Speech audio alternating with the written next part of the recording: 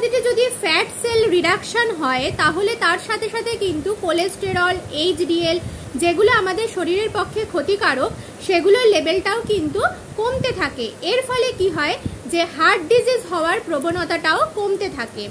আরেকটা এফেক্ট হচ্ছে আমাদের বডিতে যদি কোনো ইনফ্লামেশন হয়, কোনো ইনফেকশনের থেকে আমাদের বডিতে কোনো প্রদাহজনিত কোনো রোগ তৈরি হলো, বা ROS যেটাকে বলা হয় রিঅ্যাক্টিভ অক্সিজেন স্পিসিস, যেটা পরবর্তীকালে ক্যান্সার তৈরি করার একটা চান্স থাকে হিউম্যান বডিতে, সেগুলোরও কিন্তু একটা গুড এফেক্ট দেয় এই ইন্টারমিটেন্ট ফাস্টিং। কিন্তু তারপরেও ইন্টারমিটেন্ট ফাস্টিং কিন্তু কোনো ডাক্তার বলো বা কোনো ডায়েটিশিয়ান বলো কেউ কিন্তু লং টার্ম প্রসেসে চালিয়ে নিয়ে যাওয়ার জন্য রিকমেন্ড করতে পারে না, কারণ এগুলোর গুড এফেক্ট সাথে সাথে ব্যাড এফেক্টও কিন্তু রয়েছে। ব্যাড এফেক্টগুলো কি? আমরা ফার্স্টে যে দেখলাম যে গ্লুকোজ লেভেলটাকে, ব্লাড গ্লুকোজ লেভেলটাকে কমাতে সাহায্য করছে এই ইন্টারমিটেন্ট ফাস্টিং। তো এটা যদি আমরা লং টার্ম প্রসেসে কন্টিনিউ করি তাহলে গ্লুকোজ লেভেলটা আমাদের বডিতে কিন্তু কমতে থাকবে। তার ফলে কি হবে? হাইপোগ্লাইসেমিয়া তৈরি হবে, এবং আমাদের বডিতে যদি গ্লুকোজ সোর্সই না থাকে আমাদের যে সেলগুলো আস্তে আস্তে কিন্তু কাজ করা বন্ধ করে দেবে, এবং তার সাথে ব্রেন সেলও কিন্তু ড্যামেজ হতে শুরু করবে। তো এইটা হচ্ছে আমাদের একটা ব্যাড এফেক্টের মধ্যে কিন্তু পড়ছে ইন্টারমিটেন্ট ফাস্টিংয়ে। তারপরেও আমি যেগুলো বললাম যে কোলেস্টেরল লেভেল কমাতে সাহায্য করবে, ফ্যাট সেলগুলোকে রিডাকশন করবে, এবং বিভিন্ন রকমের ইনফ্লামেটরি ডিজিজগুলোকে ডিক্রিজ করবে, কার্ডিওভাস্কুলার ডিজিজকে ডিক্রিজ করবে, হার্ট ডিজিজ হওয়ার প্রবণতাকে কমাবে, এগুলো সবই কিন্তু একটা শর্ট টার্ম প্রসেস। এগুলো কিন্তু একটা লং টার্ম ভাবে কোনো হিউম্যান বডিতে অ্যাপ্লাই করা যাবে না। মানে আমি ইন্টারমিটেন্ট ফাস্টিং এর কথা বলছি, এটা কিন্তু লং টার্ম কোনো হিউম্যান বডিতে অ্যাপ্লাই করে এই ডিজিজগুলো যে কমানো যাবে এই ব্যাপারে কিন্তু কোনো স্টাডি নেই। আমি তোমাদের এই ভিডিওর ডেসক্রিপশানে বা এই ভিডিওর শেষে লিঙ্কগুলো প্রোভাইড করব, তোমরা কিন্তু খুলে বিভিন্ন স্কলারের আর্টিকেল আছে, সেখানে বিভিন্ন সায়েন্টিস্টরা, ডক্টররা, নিউট্রিশনিস্টরা বিভিন্ন স্টাডি করে কিন্তু বিভিন্ন আর্টিকেল তৈরি করেছেন, এবং সেখানে কিন্তু পরিষ্কার করে বলা আছে এগুলো কোনোটাই কিন্তু হিউম্যান বডিতে লং টার্মের জন্য অ্যাপ্লিকেবল নয়। কারণ মানুষ ইন্টারমিটেন্ট ফাস্টিং ধরো 1 মাস করলো, 2 মাস করলো, বা ইন্টারমিটেন্ট ফাস্টিং এর মধ্যেও কিন্তু যারা অল্টারনেটিভ ডে ফাস্টিং করছে তারা কিন্তু যেদিন ফাস্টিং করছে সেদিন উইদাউট ফুডে থাকছে, এবং যেদিন ফিডিং কন্ডিশনে থাকছে মানে খাবার গ্রহণ করছে যেই দিনকে, সেদিন কিন্তু তারা কোনো ক্যালোরি রেস্ট্রিকশন মেনে বা কোনো হেলদি ফুড কনজিউম করে না। তারা তখন নর্মাল ডায়েটের মতো যখন যেরকম খুশি পায়, মানে সেখানে জাঙ্ক ফুডও থাকতে পারে, যে কোনো আনহেলদি ফুডও তারা কনজিউম করছে। এর ফলে কি হচ্ছে, তোমার বডির মেটাবলিক সিস্টেমটাই কিন্তু চেঞ্জ হয়ে যাচ্ছে। যেদিন ফাস্টিং করছো সেদিন এই ফাস্টিংয়ের যে গুড এফেক্টগুলো বললাম সেই প্রসেসটা স্টার্ট হচ্ছে। এবার যখন তুমি আবার নর্মাল ডায়েটে ফিরে যাচ্ছ, নর্মাল ডায়েট রেজিমে ফিরছো, তখন কিন্তু তোমার বডি আবার আগের স্টেটে ফিরে যাচ্ছে। তার ফলে এটা কিন্তু কোনোটাই লং টার্ম প্রসেসে কিন্তু একটা গুড এফেক্ট বডিতে ফেলছে না। তা সুতরাং এই ইন্টারমিটেন্ট ফাস্টিং কিন্তু ম্যান টু ম্যান ভ্যারি করে। কেউ কেউ কিন্তু ইন্টারমিটেন্ট ফাস্টিং করতেই পারে না। আচ্ছা, কাদের কাদের ক্ষেত্রে এই ইন্টারমিটেন্ট ফাস্টিং একদমই করা যাবে না বা একদমই রিকমেন্ডেড নয়? তারা হচ্ছে, প্রথমে হচ্ছে ডায়াবেটিক পেশেন্ট। কেন না, ডায়াবেটিক পেশেন্টরা তারা অনেকে ইনসুলিন নেয় বা অনেকে মেডিকেশনে থাকে, তাদের অলরেডি বডিতে যখন মেডিসিনটা যাচ্ছে তখনই কিন্তু ফুড কনজিউম করার কথা বলা হয়। কেন না, বডিতে যে ব্লাড গ্লুকোজ লেভেলটা বেড়ে যাচ্ছে সেটাই কিন্তু মেডিকেশনের মাধ্যমে কমানো হচ্ছে। তারপরেও যদি আমরা ফাস্টিংয়ে থাকি তাহলে ব্লাড গ্লুকোজ লেভেল ওষুধে যেরকম কমাচ্ছে, ইন্টারমিটেন্ট ফাস্টিং করলেও কিন্তু সেই উপবাসকালীন অবস্থাতেও কিন্তু গ্লুকোজ লেভেলটা কমে যাচ্ছে। এর ফলে ডায়াবেটিক কোমা সিচুয়েশনে তৈরি হতে পারে, বডিতে একদমই গ্লুকোজ লেভেলটা তখন 0 হয়ে যাবে। তো সেই ডায়াবেটিক পেশেন্টদের ক্ষেত্রে কিন্তু এই ইন্টারমিটেন্ট ফাস্টিং একদমই রিকমেন্ডেড নয়। এরপরে আসছে যাদের থাইরয়েড পেশেন্টে ভুগছে। সেকেন্ড হচ্ছে যারা হাইপোথাইরয়েডিজম বা হাইপারথাইরয়েডিজমে ভুগছে, মানে যারা থাইরয়েড ডিজিজের জন্য ওষুধ খাচ্ছে তাদের জন্য রিকমেন্ডেড নয়। কেন না ইন্টারমিটেন্ট ফাস্টিং কি করে, থাইরয়েড হরমোনের মেটাবলিজমে কিন্তু বিভিন্ন মানে গন্ডগোলের সৃষ্টি করতে পারে। সেইটাও আর্টিকেল রয়েছে, তোমরা চাইলে গো থ্রু করতে পারো। তো সেই যারা থাইরয়েডের জন্য ওষুধ খাচ্ছে তাদের জন্যও কিন্তু ইন্টারমিটেন্ট ফাস্টিং একদমই রিকমেন্ডেড নয়। 3 নম্বর আছে যারা ব্রেস্ট ফিডিং মাদার বা যারা প্রেগনেন্ট ওম্যান, তাদের জন্য ইন্টারমিটেন্ট ফাস্টিং একদমই রিকমেন্ডেড নয়। 4 নম্বর হচ্ছে যারা বিভিন্ন রকমের ইটিং ডিসঅর্ডার মানে অ্যানোরেক্সিয়া নার্ভোসা, বুলিমিয়া নার্ভোসা এই ধরনের ডিজিজে আক্রান্ত, তাদের ক্ষেত্রেও কিন্তু এই ইন্টারমিটেন্ট ফাস্টিং একদমই রিকমেন্ডেড নয়। তারপরে আছে যারা খুব ডিপ্রেশনের পেশেন্ট, যারা ডিপ্রেশনের মেডিসিন নেয়, তাদের ক্ষেত্রেও কিন্তু এটা একদমই অ্যালাউ করা যাবে না। কারণ এই ইন্টারমিটেন্ট ফাস্টিংয়ে যারা থাকে বা ইন্টারমিটেন্ট ফাস্টিং ডায়েটটা যারা গ্রহণ করছে তাদের লাইফস্টাইলে ইনক্লুড করলো, তারা কিন্তু এমনিতেই বিভিন্ন সোশ্যাল তারপরে হচ্ছে যারা তোমার ডিপ্রেশনের মেডিসিন নিচ্ছে, যারা বিভিন্ন ডিপ্রেসড কন্ডিশনের মধ্য দিয়ে যায় বা বিভিন্ন সাইকোলজিক্যাল কাউন্সিলিংয়ের মধ্যে যাচ্ছে, তাদের ক্ষেত্রেও কিন্তু এই ইন্টারমিটেন্ট ফাস্টিং একদমই রিকমেন্ডেড নয়। কারণ যারা তাদের ডেইলি লাইফস্টাইলে এই ইন্টারমিটেন্ট ফাস্টিংকে ইনক্লুড করছে, তারা প্রথম থেকে কিন্তু বিভিন্ন রকমের সোশ্যাল গ্যাদারিং বলো বা সোশ্যাল অকেশন থেকে আলাদা হয়ে যাচ্ছে। কেন কি তারা বিভিন্ন সোশ্যাল অকেশনে যেই ফুডগুলো করা হয় সেগুলো তো তারা কনজিউম করতে পারবে না। তো তখন কি হচ্ছে, তারা এইভাবে আস্তে আস্তে কিন্তু সোশ্যাল বিভিন্ন রকমের গ্যাদারিং থেকে প্রথম থেকেই আলাদা হয়ে যাচ্ছে, তখন তাদের মধ্যে কিন্তু আরও ডিপ্রেশন গ্রো করবে। তো তাদের ক্ষেত্রেও এই আইএফ বা ইন্টারমিটেন্ট ফাস্টিং একদমই রিকমেন্ডেড নয়। এই আইএফ আরেকটা জিনিস করে, সেটা হচ্ছে যখন ফাস্টিং স্টেটে থাকছে কেউ, তখন তো ফুড ডিপ্রাইভেশন হচ্ছে, মানে খাওয়ার থেকে দূরে থাকছি। তার ফলে কি হবে, আমাদের শরীরে হাঙ্গার গ্রো করবে, মানে ক্ষুধার্ত অবস্থা তৈরি হবে, আমাদের খিদে পাবে। কিন্তু আমরা যেহেতু ইন্টারমিটেন্ট ফাস্টিংয়ে রয়েছি, আমরা কোনো ফুড কনজিউম করতে পারছি না। তো তখন আমাদের শরীরে একটা স্ট্রেস তৈরি হবে, সেই স্ট্রেস থেকে স্ট্রেস হরমোন কর্টিসল লেভেলটা কিন্তু বাড়বে। এই কর্টিসল যেমন ব্লাড সুগার লেভেলকে বাড়াতে সাহায্য করছে, কারণ অবভিয়াসলি তোমার বডিতে তখন এনার্জি সাপ্লাইটা কমে যাচ্ছে, কারণ ল্যাক অফ এনার্জি তৈরি হচ্ছে।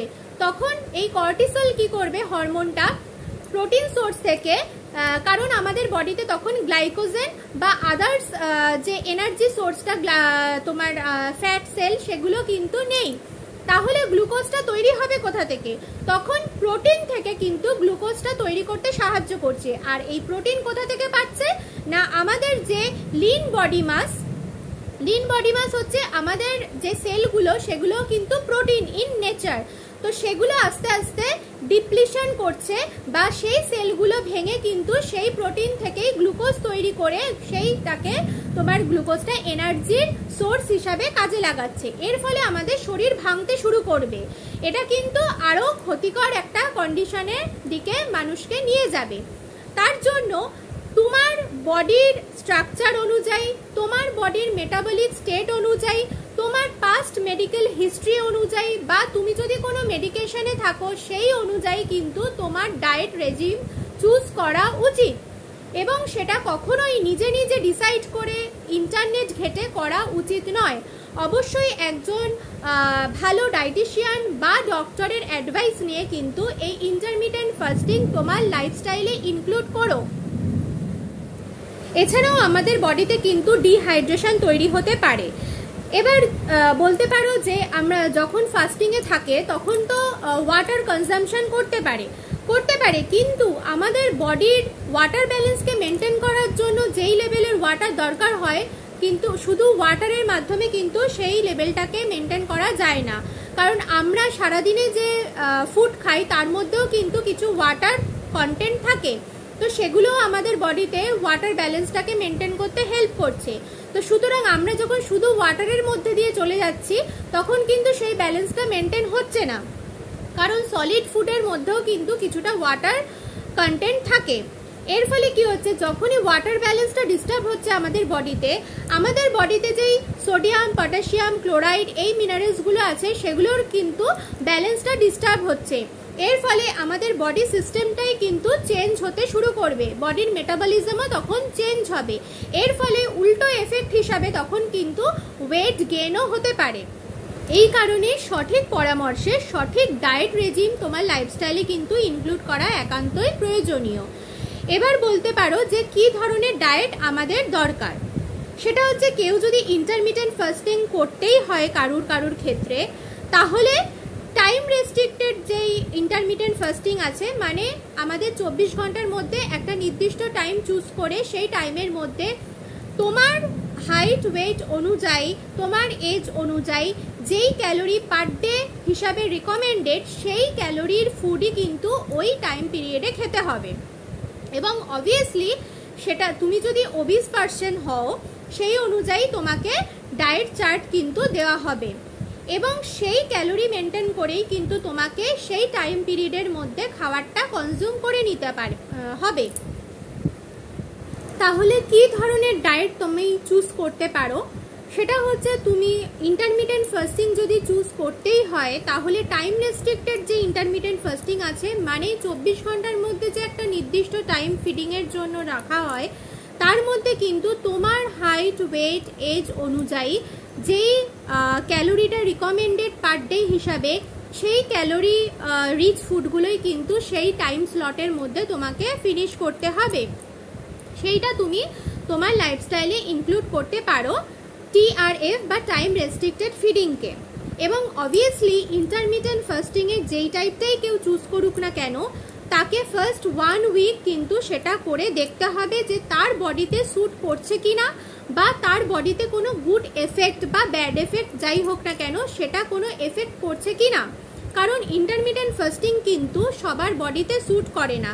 আমি প্রথমেই বলেছি কাদের ক্ষেত্রে এই ইন্টারমিটেন্ট ফাস্টিং একদমই রিকমেন্ডেড নয়।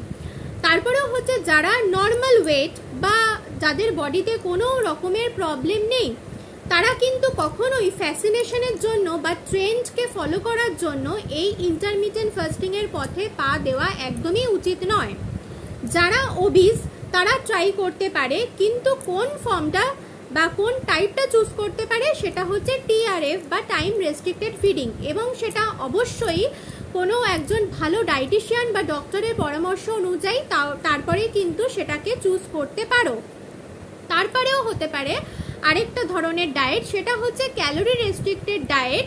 সেটাতে কি হয় না, তুমি পার ডে যেই টাইমে খাচ্ছ, তোমার টাইম শিডিউল অনুযায়ী, তোমার ওয়ার্ক শিডিউল অনুযায়ী তুমি ডায়েটিশিয়ানের কাছে যাবে, সে তোমার টাইম স্লট ভাগ করে দেবে যে কোন কোন টাইমে তুমি ফুড কনজিউম করবে এবং কতটা ক্যালোরি তুমি কনজিউম করবে। সেই বেসিসে কিন্তু তুমি ক্যালোরি রেস্ট্রিক্টেড ডায়েটটা চুজ করতে পারো। সেটা লাইফ টাইম তুমি করতে পারো, তাহলে কিন্তু তোমার বডিতে একটা গুড এফেক্ট দেবে। হ্যাঁ, তাতে কি হবে, তোমার হয়তো বডি ওয়েটটা একবারে 2 মাসের মধ্যে 10 কেজি বা 20 কেজি কমে যাবে না, হেলদি ওয়েতে কমবে, আস্তে আস্তে কমবে, কিন্তু তোমার বডিতে কোনো কিন্তু ব্যাড এফেক্ট ফেলবে না। তো এই ক্যালোরি রেস্ট্রিক্টেড ডায়েট কিন্তু তুমি লং টার্ম প্রসেসে করতে পারো, তাহলে তোমার মেটাবলিক সিস্টেম বা আর যা যা গুড এফেক্ট যেগুলো ইন্টারমিটেন্ট ফাস্টিংয়ের ক্ষেত্রে শর্ট টার্মের জন্য বললাম, সেটা কিন্তু তোমার বডিতে লং টার্মের জন্য একটা গুড এফেক্ট ফেলতে পারে। সবশেষে আমি একটা কথাই বলবো, যদি তোমার বডিকে হেলদি রাখতে হয় এবং তার সাথে সাথে ওয়েট লস করতে হয়, তাহলে কিন্তু গুড কোয়ান্টিটি এবং গুড কোয়ালিটির ফুড চুজ করতে হবে। কোয়ান্টিটি এবং কোয়ালিটি যদি ঠিক থাকে তাহলে কিন্তু তোমার ডায়েট প্রপার হয়। এবং ডায়েট মানে কিন্তু এটা না তোমার খাওয়ার তালিকা থেকে কোনো একটা পার্টিকুলার নিউট্রিয়েন্টকে বাদ দিয়ে দেওয়া, সেটা কার্বোহাইড্রেট হোক, প্রোটিন হোক বা ফ্যাট হোক। ডায়েট মানে কিন্তু গুড কোয়ালিটি এবং গুড কোয়ান্টিটি অফ ফুডকে চুজ করা, মানে সেই খাবারটা কোন ধরনের নিউট্রিয়েন্ট থেকে আসছে, কতটা পরিমাণে খাচ্ছ, সেটাই কিন্তু দিনের শেষে ম্যাটার করে। তার মানে কিন্তু এই না যে আমি কার্বোহাইড্রেট বাদ দিয়ে দিয়েছি আমার খাবার থেকে, আমি আমার খাবার থেকে ফ্যাট বাদ দিয়ে দিয়েছি, এটা কিন্তু কোনো মানে বাহবাজনক কোনো কথা নয়। কার্বোহাইড্রেট, প্রোটিন, ফ্যাট এই তিনটেরই কিন্তু আমাদের বডিতে আলাদা আলাদা ভূমিকা রয়েছে। না হলে কার্বোহাইড্রেট রিচ ফুড যেগুলো আমরা কনজিউম করি সেগুলো বাজারে তৈরি হতো না, বা প্রোটিন রিচ ফুডও পাওয়া যেত না, বা ফ্যাট রিচ ফুডও পাওয়া যেত না। এগুলো কিন্তু প্রত্যেকটারই আমাদের শরীরে ভূমিকা রয়েছে। সুতরাং কোনো কিছু না জেনেই শুধুমাত্র ট্রেন্ডকে ফলো করার জন্য বা খুব তাড়াতাড়ি নিজেকে রোগা দেখানোর জন্য আমি কিন্তু ভুলভাল খাবার চুজ করব না। তো সুতরাং এখন কনসিয়াসনেসের সময় এসেছে, গুড কোয়ালিটি এবং গুড কোয়ান্টিটির ফুড চুজ করে কিন্তু ডায়েট কন্টিনিউ করা, সেটাই কিন্তু আমি অবভিয়াসলি পরামর্শ দেব। এবং তোমরা এটাকে ফলো করে যদি চলো তাহলে আমি গ্যারান্টি দিতে পারি তোমাদের ওয়েট লসের সাথে সাথে কিন্তু হেলদিও থাকবে, তোমার বডিতে কোনো ব্যাড এফেক্ট পড়বে না। তুমি যেমন একদিকে ওজনও কমবে তোমার, সেরকম তুমি মানে শারীরিক দিক থেকেও সুস্থ থাকবে। তো যদি ভিডিওটা ভালো লাগে তোমরা অবশ্যই লাইক কমেন্ট করো, হ্যাঁ, এবং তোমাদের মনেও যদি কোনো জিজ্ঞাসা থাকে আমাকে কমেন্ট বক্সে লিখতে পারো, আমি সেটার অ্যান্সার দেব। আর ভিডিওটা বেশি বেশি করে বন্ধুদের সাথে শেয়ার করো যারা ইন্টারমিটেন্ট ফাস্টিংয়ের এই ফাঁদে পা দিচ্ছে বা দিতে চলেছে, তাদের কিন্তু এই ভিডিওটা অবশ্যই দেখা দরকার। এরকম দেখো অনেকেই অনেক কিছু হয়তো ভিডিও বানায় যে এটা এই উপকারী ফল দেবে বা এটাতে এটা করলে এটা ভালো হবে। আমি কিন্তু প্রত্যেকটা আর্টিকেল ধরে ধরে পড়ে তবেই কিন্তু তোমাদের সংক্ষেপে যতটা তোমাদের বুঝতে সুবিধা হবে সেই ভাষায় কিন্তু আমি কনসাইজ করে কিন্তু তোমাদেরকে বললাম। এবং তোমাদের তো আমি আর্টিকেলগুলোর মানে স্ক্রিনশট প্রোভাইড করেই দেব, তোমরা চাইলে সেগুলো ডিটেলসে পড়ে দেখতে পারো। আমি কিন্তু কোনো আমার মন গড়া কথা বা বানিয়ে কিছু বলিনি, আমি বিভিন্ন সব সায়েন্টিস্টদের আর্টিকেল পড়ে তার থেকেই কিন্তু জিস্ট করে তোমাদেরকে বললাম। তো চলো আর কথা বাড়াবো না এবং ভিডিওটাও শেষ করছি। যদি ভালো লাগে তো প্লিজ আবার বললাম লাইক কমেন্ট শেয়ার করে দিও এবং সাবস্ক্রাইব করে পাশে থেকো। টাটা।